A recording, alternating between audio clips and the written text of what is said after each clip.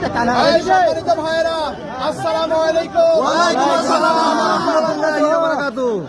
এই বিজয় শুধু আমাদের না, এই বিজয় হচ্ছে ৬ নং ওয়ার্ডের সকলের বিজয়। দ্বিতীয়ত, যে সকল ভাইরা আমাদের সাথে খারাপ আচরণ করেছে, আল্লাহ যদি আমাদেরকে ক্ষমতায় নেয়, আমরা তাদের সাথে আরো ভালো উত্তম আচরণ করব ইনশাআল্লাহ, এবং তাদের পরামর্শ সহযোগিতা নিয়েই আমরা আমাদের গ্রাম ওয়ার্ডকে সাজাবো ইনশাআল্লাহ। দ্বিতীয়ত, কোন ধরনের উস্কানিমূলক কোনো কথা ব্যবহার করবেন না। আপনারা সকলেই দায়িত্বশীল ব্যক্তি হিসাবে দায়িত্বশীলের পরিচয় দিবেন। এখন নামাজ চলছে, বেশি কথা বলা যাবে না, এবং আজকে কোনো মিছিল হবে না।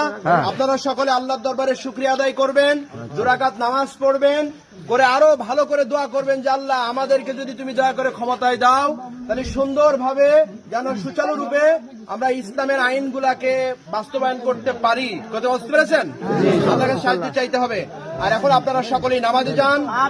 সারা বাংলাদেশের খবর নেওয়ার জন্য আপনারা টেলিভিশনের পর্দায়ও থাকতে পারেন অথবা মোবাইল নিয়েও থাকতে পারেন। সকল অবস্থাতে যখন খুশির সংবাদ শুনবেন আল্লাহর শুকরিয়া আদায় করবেন, এটাই হচ্ছে ইসলামের নীতি। ঠিক আছে? যা বলেছি, অতীতে সকল কাজ করতে গিয়ে আমাদের মধ্যেও অনেক ভুল ত্রুটি হয়েছে, আপনাদেরকে অনেক কষ্ট দিয়েছি, হয়তো আপনারাও মনে কষ্ট পেয়েছেন। আমাদের সকলকে আপনারা ক্ষমা সুন্দর দৃষ্টিতে দেখবেন।